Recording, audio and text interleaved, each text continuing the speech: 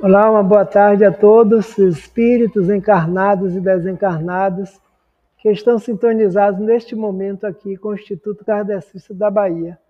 Nós estamos iniciando mais um momento de reunião doutrinária.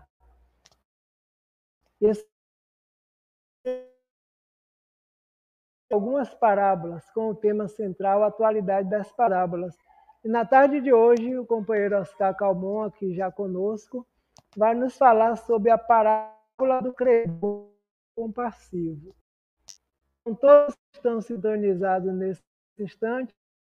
Mais um aprendizado dizem respeito a cada um de nós que nos encontramos no planeta, com a tarefa do nosso aperfeiçoamento espiritual. Então, o convite para esse momento é que possamos permanecer em estado de sintonia com a proposta desta tarde e juntos vamos orar, ampliando a nossa capacidade de compreensão, de discernimento para as reflexões da tarde de hoje. Então, onde quer que estejamos, aqui presencialmente no Instituto Kardecista, ou aí na sua residência, em seu local de trabalho, em qualquer lugar que esteja nos acompanhando virtualmente, o pensamento é tudo, a forma, pouco importa, como nos dizem os mentores espirituais. Então, elevemos a nossa vibração nesse instante, para que possamos comungar com a equipe espiritual responsável por esta atividade, responsável por esta casa, os mentores espirituais que aqui trabalham, e possamos receber de cada um a nossa necessidade espiritual do momento, a pacificação interior, as propostas do estudo dessa tarde sobre o credor incompassivo, mensagem de Jesus deixada no Evangelho através dos seus discípulos e apóstolos, e clareada para os dias atuais através dos mesmos mensageiros que retornam para nos esclarecer acerca do objetivo espiritual da parábola. Vibremos pelo nosso irmão e amigo Oscar Calmon, mais uma vez aqui conosco, colaborando com o momento doutrinário e divulgação da proposta espírita vinculada a esse instituto. Que seja envolvido na luz espiritual do discernimento da paz. Intérprete da mensagem na tarde de hoje. Dando as boas-vindas a todos, que o Mestre Jesus nos abençoe, nos conceda a sua doce e suave paz. Boa tarde, Oscar, seja bem-vindo. Olá, boa tarde, Edivaldo, boa tarde a todos. Jesus nos abençoe. Um prazer tê-lo aqui conosco. Nós estamos iniciando a nossa doutrinária da tarde de hoje, e lembrando aos companheiros e companheiras presentes no salão, que hoje, ao final da doutrinária, teremos a aplicação do passe coletivo. Com muita paz a todos, fiquemos sintonizados com esse trabalho. Passo a palavra nesse instante ao amigo Oscar Calmon. Bem-vindo e um bom trabalho, como sempre. Obrigado, Edivaldo. Mais uma vez, boa tarde a todos e a todas. Boa tarde também aos que nos acompanham pelo meio virtual. Jesus nos abençoe. E que bom que estamos juntos hoje para falarmos um pouco do Evangelho, em especial, nesse mês que a casa escolheu para falar sobre a atualidade das parábolas, esse recurso que Jesus utilizou bastante para transmitir a sua mensagem, Então, as parábolas, elas funcionam como uma espécie de recurso pedagógico, dentre os outros tantos que ele usou, mas as historinhas, as historinhas das parábolas são as historinhas que, em Jesus, elas têm um fundo moral. Então, essa parábola é uma parábola que está no Evangelho de Mateus, e onde Jesus ele vai trazer para todos nós uma visão mais aprofundada dessa relação que nós temos com o crédito, O crédito. E depois nós vamos ver os desdobramentos disso, mas a relação com o crédito, porque nós vamos tentar aqui perceber essa figura nossa de sermos credores, de sermos devedores. Então, ele aproveita uma oportunidade também para explicar o que é o reino dos céus. Em várias parábolas, ele vai trazer essa proposta, praticamente todas, mas uma ideia do que é o reino dos céus. Então, ele começa: o reino dos céus é semelhante a um rei que decidiu exigir contas dos seus servos. E o primeiro dos servos devia a ele 10.000 talentos, 10.000 dinheiros. Então, ele chama esse servo: sim, meu amigo, você me deve 10.000. E o servo diz: mas eu não tenho essa quantia para poder pagar. Então, ele diz: então, você vai ser preso, todos os seus bens vão ser leiloados, a sua família e você vão ser também leiloados, porque isso era uma regra, era uma lei da época. Na época acontecia isso. As pessoas podiam ser presas, elas em corpo próprio. Isso foi superado no transitar da humanidade. As pessoas não são mais presas por dívidas. No Brasil, nós ainda temos a prisão por dívida de alimentos. Mas não vamos entrar nesses aspectos jurídicos, até porque é algo que está bem perto de ser extinto. Essa prisão está muito discutida aí no campo jurídico aqui no Brasil. Em outros países, possivelmente, há também, principalmente lá pelo Oriente Médio, assim, eu não saberia informar, mas pode haver ainda prisão por dívida. Mas, de um modo geral, na maioria dos países, né, pelo desenvolvimento do princípio da dignidade da pessoa humana, ninguém é mais preso por dívida, né? Dívida que eu digo, uma dívida monetária, como nós conhecemos de um modo geral. Então, mas na época era. E não só a pessoa, mas sua esposa, né? Seus filhos, ia todo mundo no bolo, né? Então, só que ele pede ao Senhor, né? No caso a Deus, porque Jesus está tentando explicar o que é o reino dos céus, e o reino dos céus é Deus em nós. Então, ele estava tentando explicar o que era o reino. Então, o Senhor, Deus, tomado de compaixão, como está na parábola, diz a ele, não, vamos fazer o seguinte, eu vou perdoar totalmente a sua dívida. Né? A sua dívida, olha que não era pequena. Caibá Schutel, em sua obra, que ele examina as parábolas de Jesus, ele vai fazer uma análise e vai dizer, olha, 10 mil dinheiros era muito dinheiro mesmo, o valor de uma soma muito elevada. Para você perdoar assim, é complicado, né? Então, ele perdoou essa dívida e libertou o indivíduo, mandou ele embora. Mas quando esse indivíduo está saindo de lá, ele encontra alguém que devia a ele 100 dinheiros, uma quantia infinitamente menor. Ele diz, você me deve 100 dinheiros. Lembra um pouquinho a gente? Acho que está lembrando um pouquinho a gente aí, né? Acho que dá para a gente se situar no meio dessa parábola aí, né? Não é? A gente, né? As pessoas, às vezes, quando fazem alguma coisa a gente e tal, né? Nos devem alguma coisa, a gente cobra a dor ali danado, né? E ele disse, você me deve. Eu disse, mas eu não tenho como lhe pagar a mesma situação. Disse, não, vou entregar você ao juiz, né? Na parábola diz ao carrasco, né?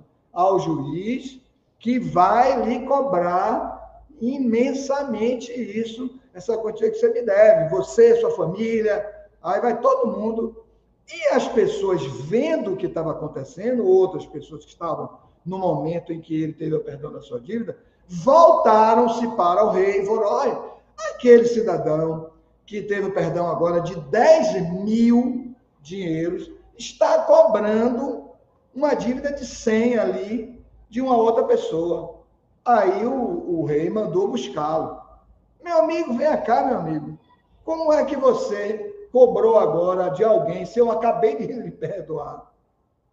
Pois agora você vai ter que pagar integralmente essa dívida. Né? E então, jogou o indivíduo lá para pagar a dívida até o último ceitil. Ceitil é um centavo de moeda. Né? Então, pagaram a dívida integralmente. Aí, no finalzinho, Jesus vai arrematar dizendo, isso acontecerá com todo aquele que não cumprir esta lei, a lei de Deus, a lei da compaixão e do perdão. Todos serão prisioneiros. E aí encerra-se a parábola. Né? E aí podemos fazer algumas observações. Essa parábola, né, do credor incompassivo, né? O que é o incompassivo? Incompassivo é aquele que não tem compaixão. Né? E não ter compaixão aí não é só por uma dívida financeira. Vamos trazer agora para o aspecto moral, espiritual. Né? Porque Jesus trazia esses fatos da vida comum para explicar as coisas espirituais. Então, trazendo para as questões espirituais, né, o incompassivo é aquele que não perdoa a falta cometida pelo outro. Não é o perdão em dinheiro, mas é o perdão de uma falta, né, de um fato grave, né, de uma ofensa, de uma violência, de uma injúria, né, de um agravamento qualquer. Né? Então, é nesse sentido que nós precisamos fazer a tradução dessa parábola. Então, aquele que conta detalhe por detalhe, tanto que é o ceitil, né? Você pagará sua dívida até o último ceitil, até o último centavo. Então tem gente dizendo, mas rapaz, você já fez demais contra essa pessoa, meu Deus do céu, você já persegue essa pessoa há 20 anos. Não, vai pagar até o último centavo. Então, é um pouquinho isso que Jesus está falando de corações muito duros, né? Muito duros. Eu queria destacar algumas nuances dessa parábola, né? A primeira nuance da parábola que eu queria destacar é essa. O devedor pede ao rei prazo. E notem isso, ele não pede perdão da dívida. Ele pede prazo. Ele diz, não posso pagar, me dê prazo. Olha o detalhe.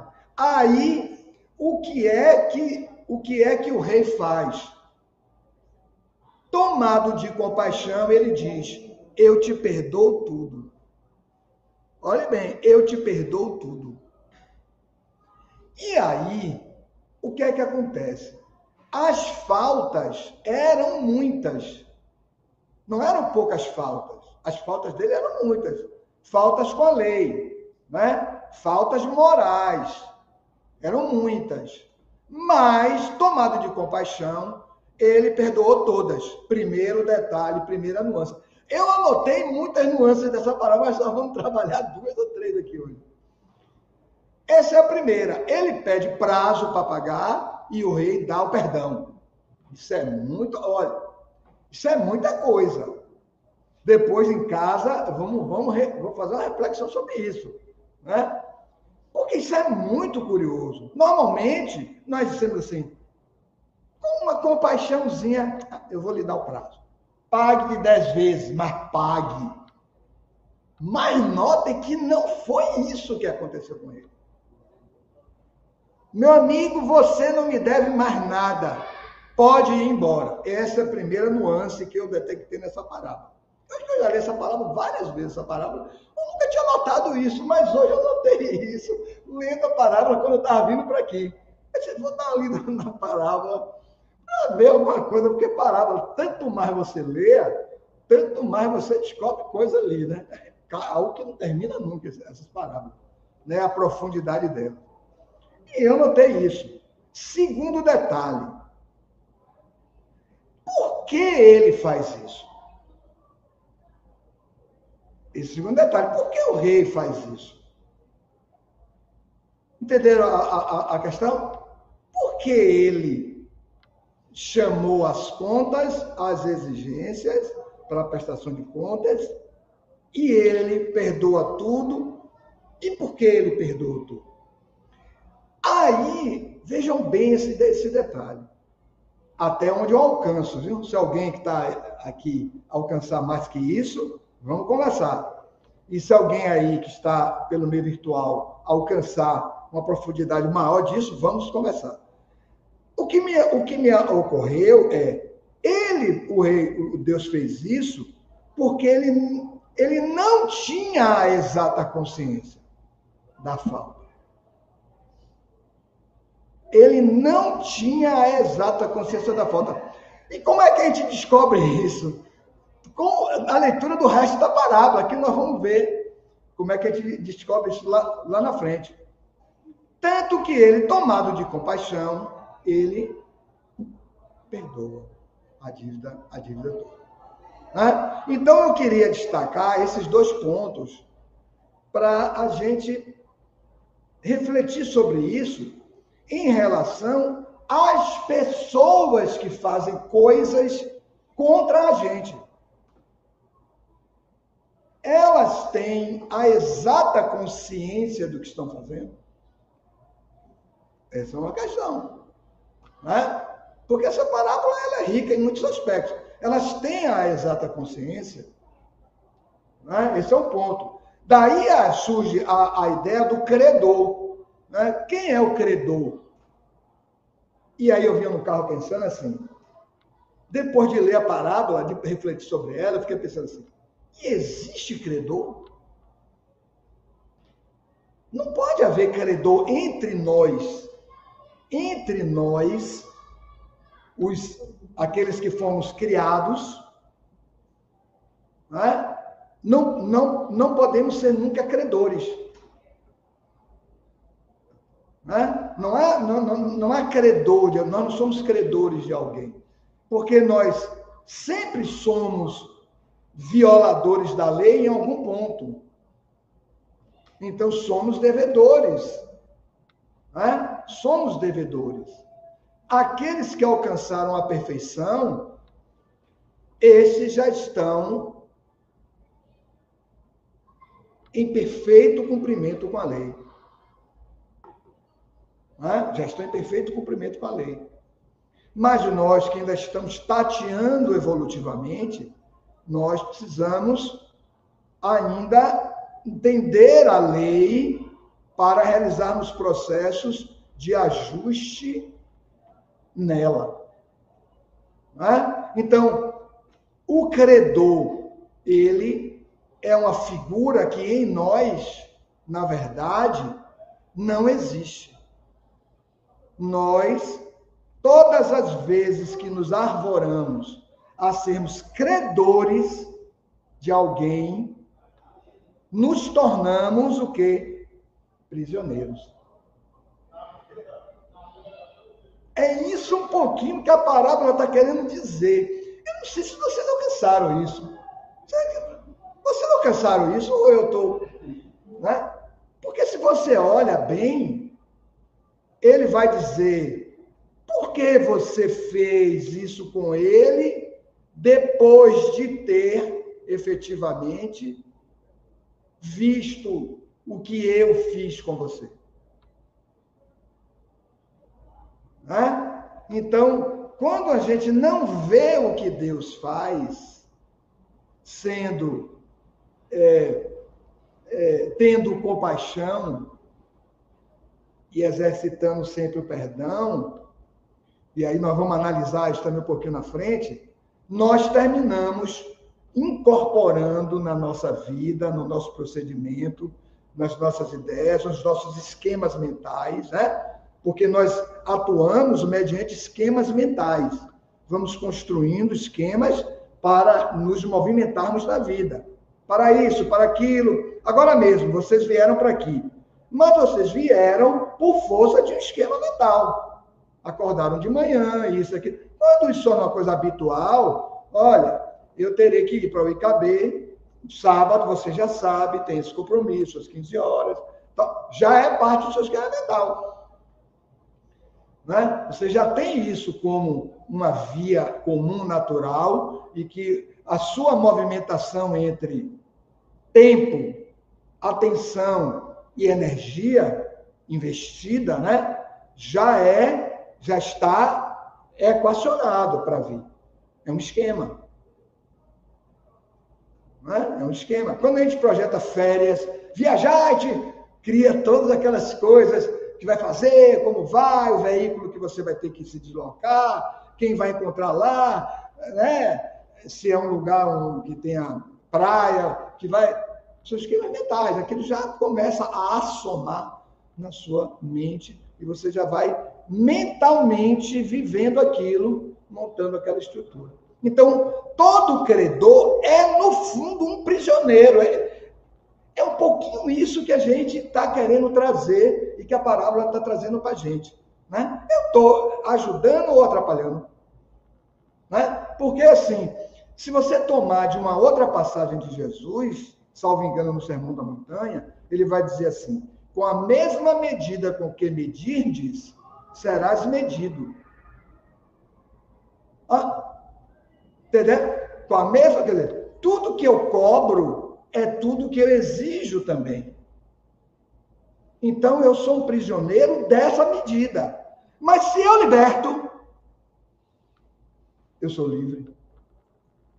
Se eu liberto, eu sou livre. Se eu liberto alguém para ser quem a pessoa quiser ser, eu sou livre.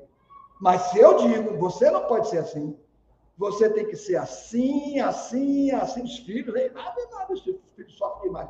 Tem que ser assim, assim, assim, que os pais querem que os filhos sejam aquilo que os pais projetaram para que os filhos fossem. Claro, o pai, a mãe, o zelo, o cuidado, o carinho, a atenção, a preocupação, natural, isso aí é até um dever, né? Mas como alguém tem que ser, é muito complicado isso aí, né? Então terminamos de alguma forma sendo prisioneiros também disso, né? Então essa libertação vem quando a gente também amplia a nossa medida. A medida que nós vamos medir tudo. E nessa parábola, Jesus está, por assim dizer, nos trazendo a reflexão. Que a sua medida seja a medida sempre da compaixão e do perdão.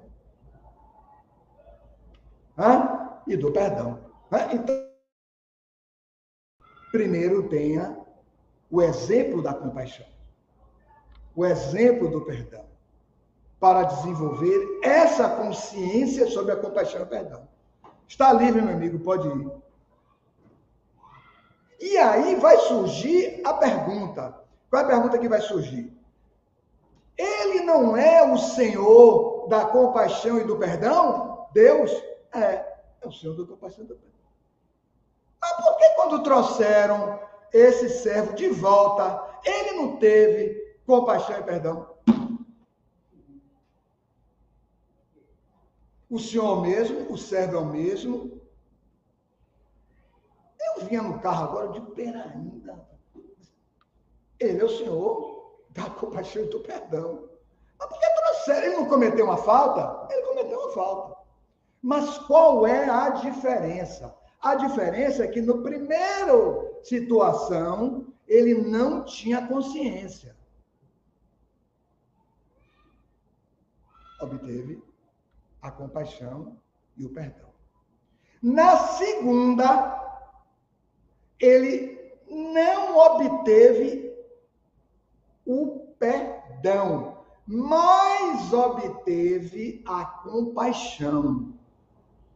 A compaixão de ficar entregue no cárcere para cumprir a prisão das suas próprias medidas. Estou ajudando ou estou atrapalhando? Né? Porque pode parecer que a Deus faltou compaixão, mas não faltou. Né? Não faltou compaixão. A compaixão agora é o seu aprendizado, a aprendizagem, né? A aprendizagem sua agora é outra. A primeira era da compaixão do perdão. Você está instruído, você viu, você passou pela experiência, você ia perder tudo. Eu vi o seu desespero em perder tudo, em perder a liberdade. Vamos usar uma expressão de Jesus, perder a alma. Né? Se a gente for aprofundar, perder a alma. Eu vi perder tudo. Deus me deu tudo de volta, me deu perdão. Quando eu dobro a esquina, meu amigo, eu conheço você, você me deve. É um pouquinho assim, quando a gente sai das doenças graves, todo mundo orando, meu Deus, não pode morrer, oh, meu Deus, piedade com esse irmão, a família, aí meses interna, meses, 5 cirurgias, o homem sobreviveu. 2 meses depois, olha o homem lá nos abusos, nos excessos, né? Um pouquinho isso da gente, né? Um pouquinho isso da gente. Né? Principalmente nas relações obsessivas, voltando um pouquinho ao ponto de que somos credores, né?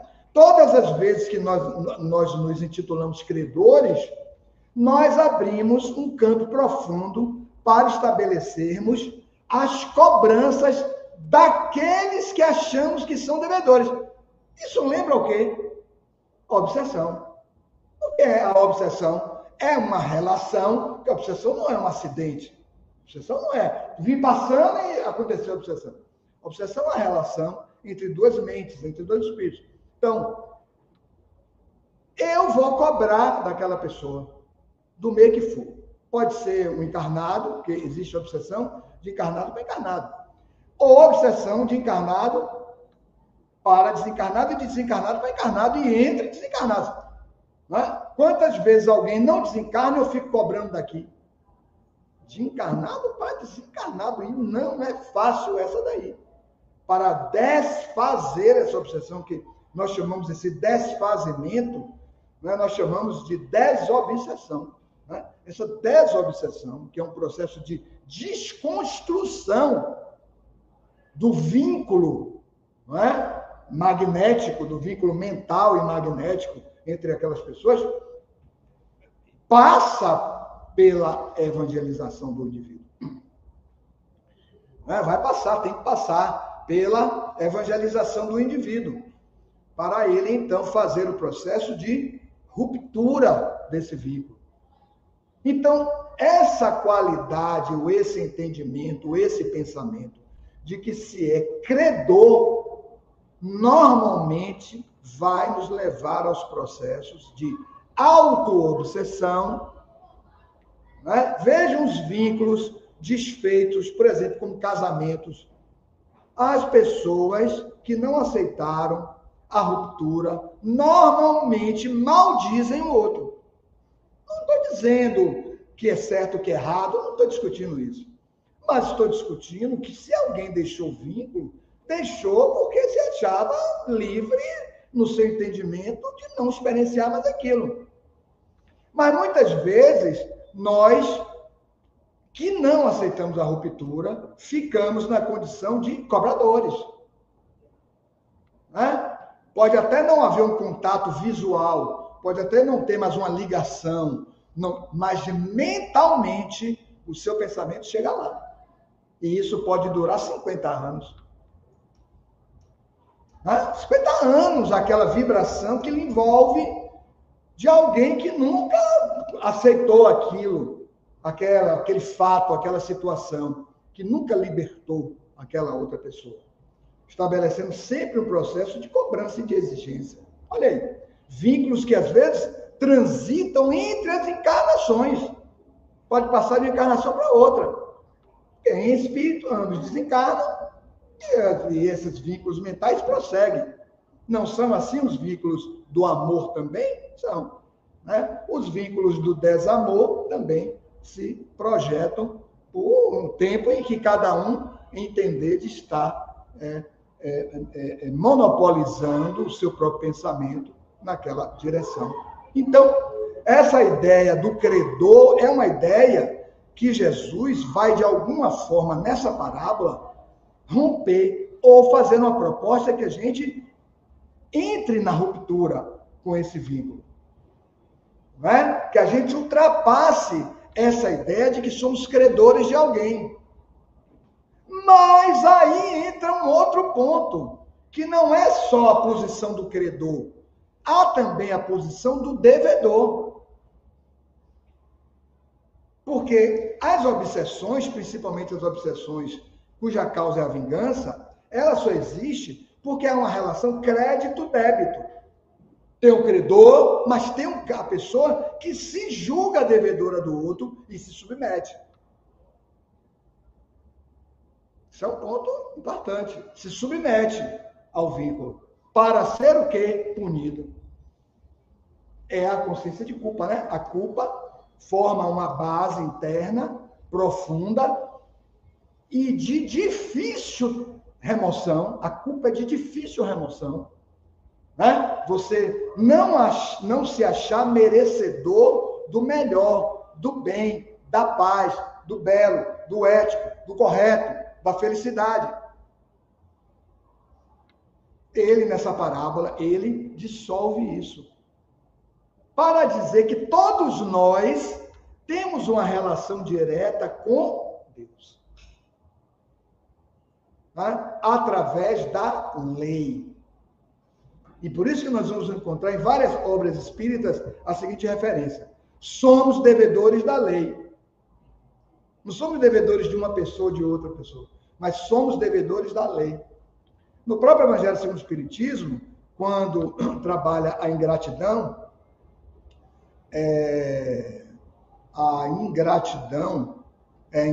isso mesmo, a ingratidão, eu não sei se é Lázaro, a mensagem é de Lázaro, viu? Depois vocês conferem lá, viu? mas a mensagem é de Lázaro, capítulo 13. Capítulo 13. Não saiba a tua mão esquerda o que dá a tua mão direita. 13. Aí, nesse capítulo, nessa mensagem, ele vai dizer que muitas pessoas que foram ingratas e perseguidoras de outros, quando retornam ao mundo espiritual, ou em outros momentos mais amadurecidas, vão perceber o quanto foram ingratas. E aí vão desenvolver uma ação em relação àquela pessoa que abandonaram, que ofenderam, que hostilizaram, né, que perseguiram, sabe? Vão desenvolver uma ação de devotamento. Gente, por coincidência, eu vou usar essa palavra que não é, eu estava lendo isso ontem para uma outra palestra. Aí quando eu vim agora no carro, isso tudo no carro, viu? Quando eu vinha no carro, aí eu disse, mas eu estava lendo ontem isso. Que na verdade, mas notem, é a própria pessoa que se autodetermina em adotar esse posicionamento de se devotar àquele que foi o seu benfeitor em outra existência. Por isso nós encontramos muitas vezes pessoas que são devotadas a outras. Mas rapaz, que pessoa devotada mesmo, assim, como ela, e veja, não é filho, não é esposo, não é esposa, não é pai, não é mãe, não é tia, não é nada. Não é nem amiga, nesse sentido mais de uma amizade, mas tem um devotamento a essa pessoa, seu cuidado, né? Uma atenção especial e tal, mas tem vínculo lá de trás. Às vezes o espírito que quer mesmo amparar aquele outro nos momentos difíceis em alguma existência pela frente. Pede a Deus e tem a permissão. Né? Pede a Deus e tem a permissão.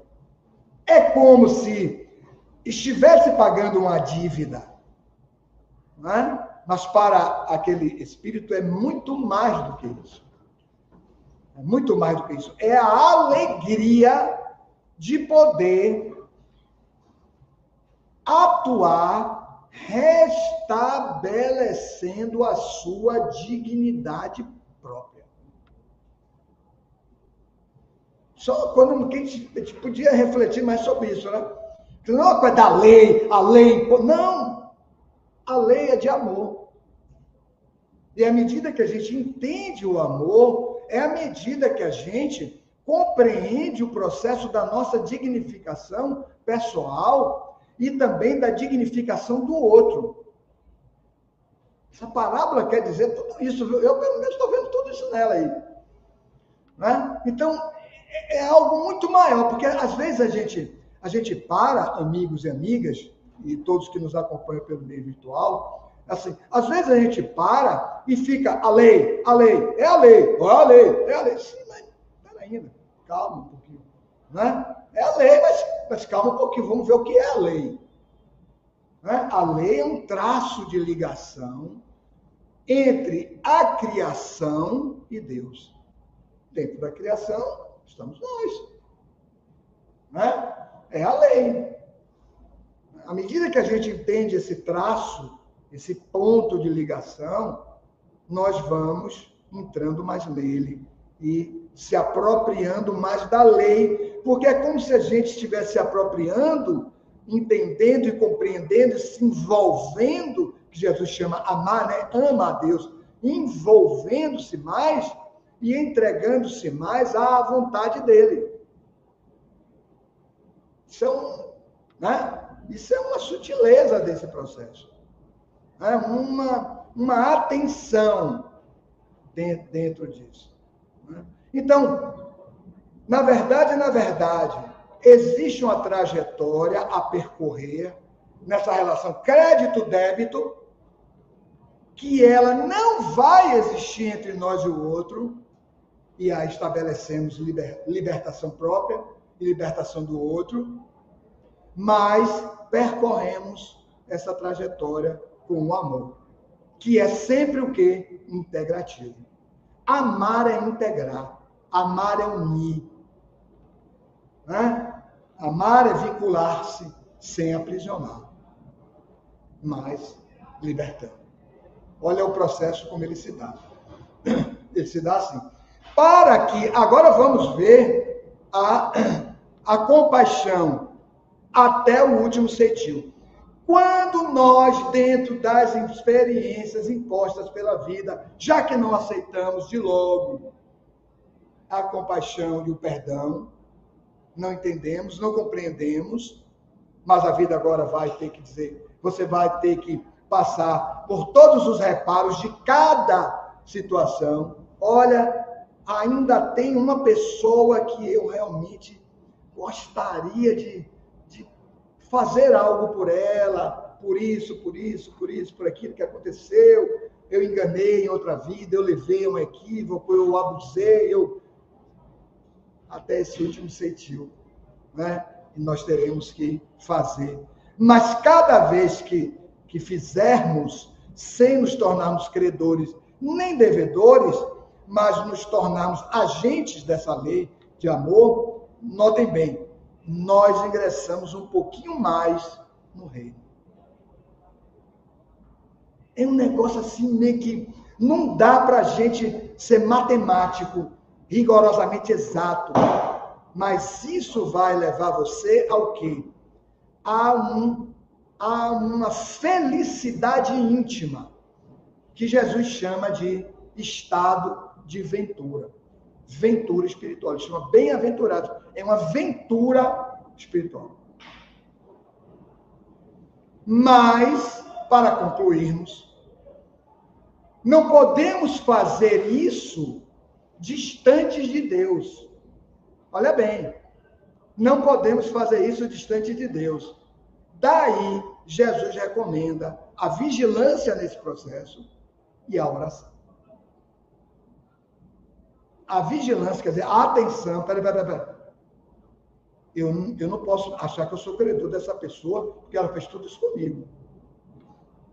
Eu não posso achar isso. É uma decisão que essa pessoa tomou. Né? Como eu posso ter compaixão por ela? Entendendo o momento dela. Mas que não precisa ser o meu momento. Ela ainda atua na desforra, na vingança, na disputa. Mas eu não quero mais isso. O que é o perdão? O perdão é a escolha do melhor para você, que vai repercutir em todas as suas relações. É uma libertação. O perdão é a sua... Sheila tem um texto belíssimo. Sheila Espírito. O João Nunes Maia, né, o médico. Ela diz assim, o perdão é um alívio. Ela diz, todas as vezes que o indivíduo entende, compreende a profundidade do perdão, ele se liberta. Texto belíssimo de Sheila. Eu não lembro o livro agora, mas é um texto belíssimo. Eu lembro até o capítulo 6 do livro, mas não lembro o nome do livro. Né? Então, a oração, isso é tão real, mas isso é tão real, que Jesus vai dizer isso no Pai Nosso. Vê como ele vai construir no Pai Nosso. Pai que estás nos céus, em todos os lugares, mas nos céus também do nosso mundo íntimo, porque o reino está em nós. Santificado seja vosso nome. Seja Deus o tema fundamental da sua vida. Tudo Deus. Em tudo Deus, em todo olhar Deus, em todo projeto Deus. Né? Seja feita a vossa vontade, assim na terra, veja, você que está orando, assim na terra, no nível da encarnação onde eu estou orando, eu estou encarnado, no nível da encarnação, assim na terra, como ela está nos céus da profundidade da alma, porque ele manda o servo vir aqui fora. Na outra parábola, o reino dos céus é semelhante a um rei que queria dar uma festa, a confraternização no amor e no bem, né? Queria dar uma festa, para tanto matou seus bois, porque o reino é alimento, e mandou os servos chamar os convidados. Tudo isso é intrapsíquico. Sai de dentro e vem aqui para fora. A gente imagina um reino, não. É tudo intrapsíquico. Né? Então ele vai dizer: perdoa-me na medida em que eu perdoar aqueles que me têm ofendido. Veja, eu queria chegar nesse ponto aqui com você, que eu estou no meu horário. Mas assim, olha como ele diz: na medida em que eu perdoar. Quer dizer, é um trabalho que você está fazendo. Isso é um trabalho que você está fazendo. Não tem, Pai nosso que está no céu, pronto, estou puro, agora vou dormir, Deus está comigo. Não, Deus vai estar com você o tempo inteiro. A questão é, você vai estar com Deus o tempo inteiro. Né? Então, à medida, notem como Jesus, ele traz um processo de estabelecimento de consciência e de ação concreta. Para nós sairmos dessa condição de credores, falsos credores, somos falsos credores, porque somos devedores, somos credores de quem? De ninguém. De falsos credores, para nos tornarmos aqueles dispensadores da compaixão e do perdão.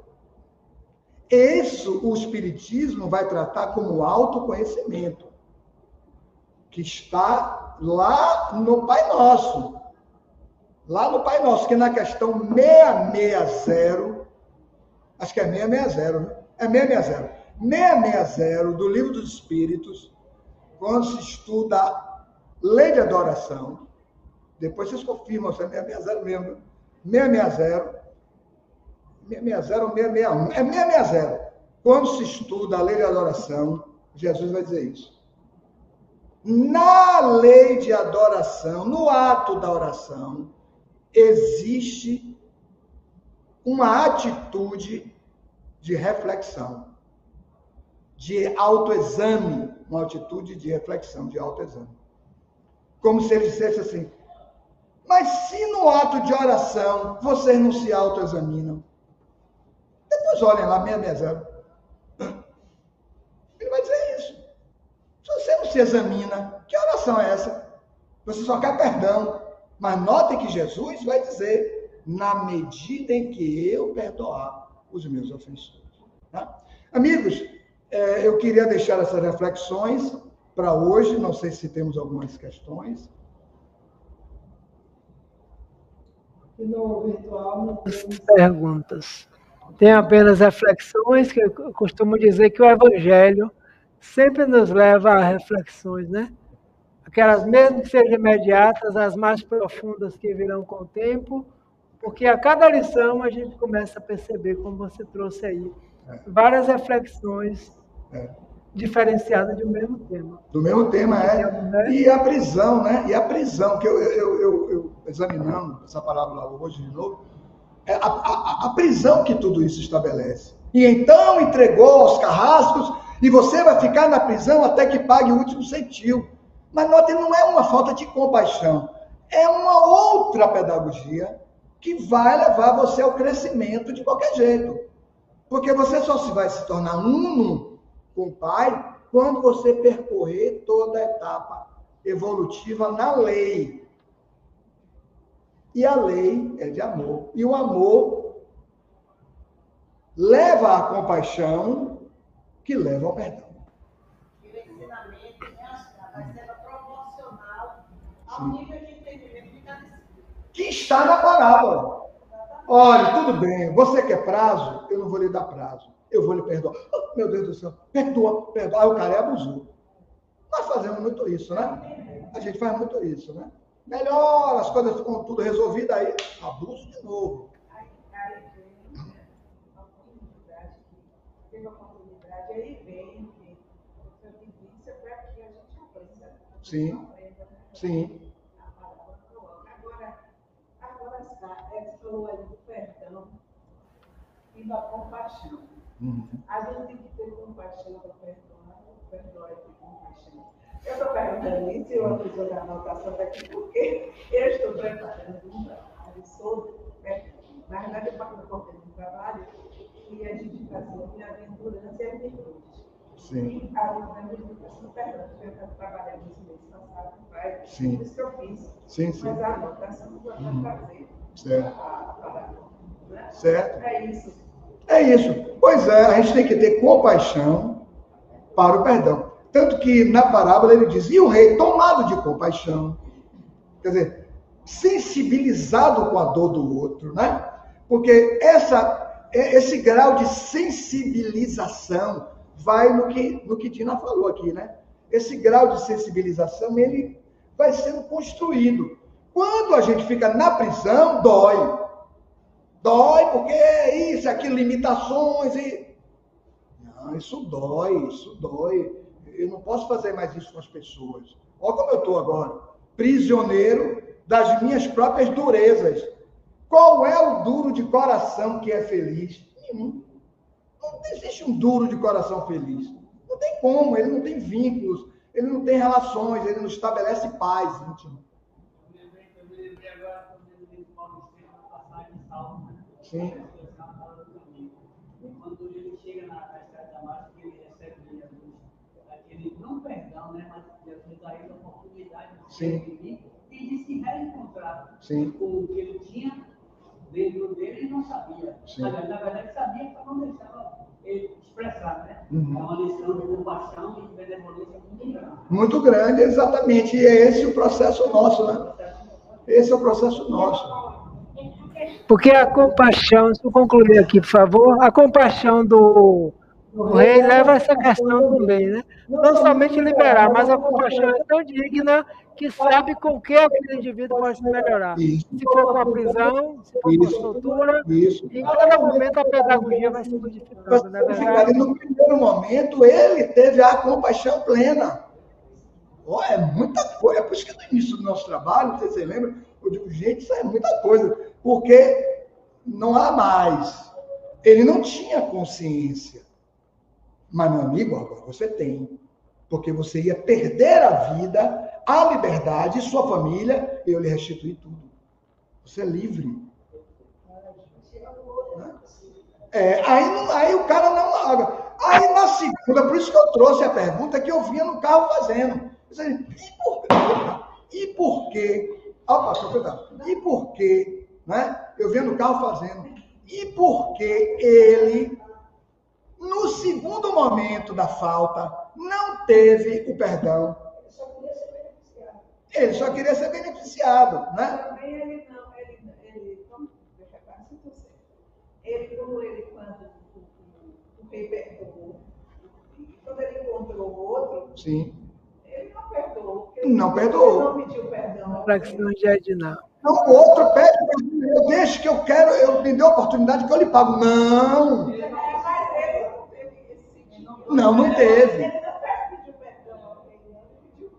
Não, ele pediu ao rei prazo para pagar. Aí o rei diz, não, eu vou lhe perdoar, tomado de compaixão. Mas ele não foi tomado de compaixão como o outro. Não usou.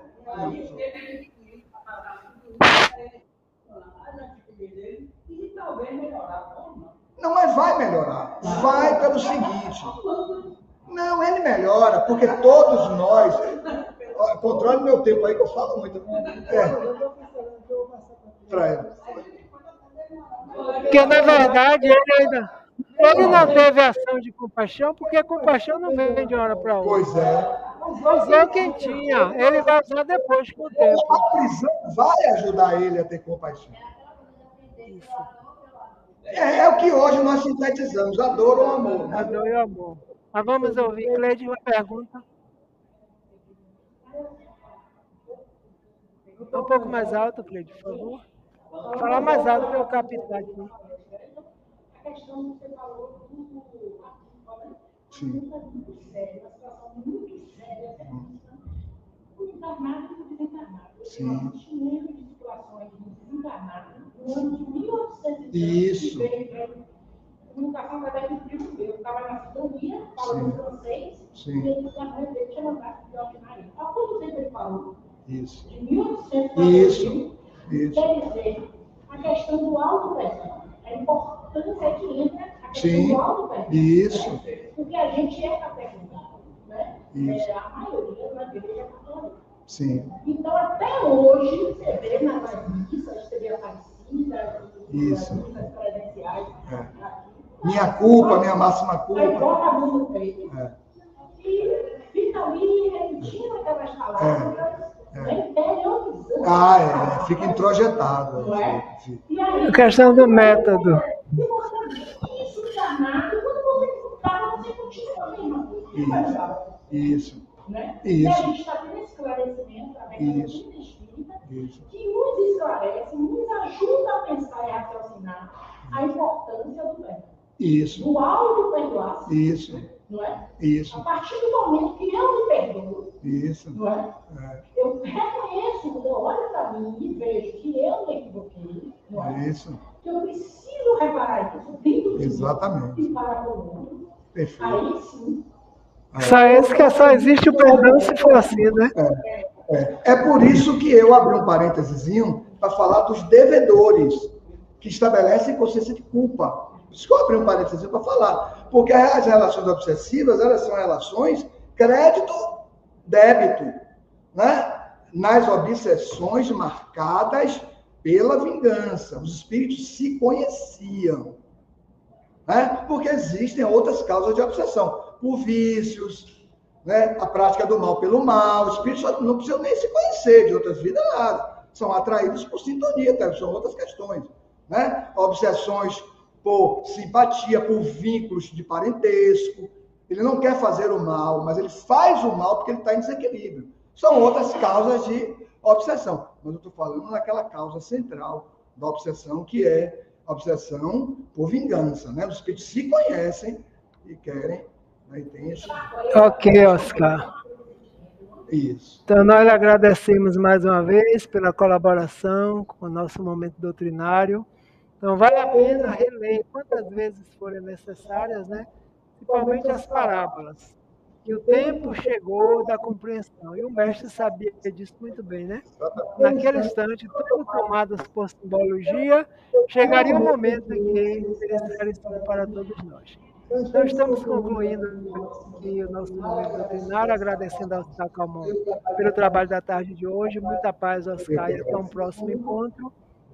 E aí nós estamos concluindo aqui esse trabalho aqui no campo virtual e no campo presencial também. Oscar pode sentar-se, fique à vontade. E nós aqui nesse momento, lembrando aos irmãos, companheiros que estão no campo virtual, nós retornaremos no próximo sábado, dando continuidade a esse trabalho. Então, que o Mestre nos abençoe a todos nesse instante e aos que se encontram aqui no salão virtual, conforme anunciei no início, nós vamos ter o passo coletivo nesse instante. Na verdade, quando estamos sintonizados com a proposta do tema doutrinário, naturalmente estamos nos preparando para receber os fluidos direcionados pela equipe espiritual que acompanha cada um dos médiuns passistas aqui presentes nesse momento. Mantenhamos essa sintonia, rogando a assistência necessária dos benfeitores,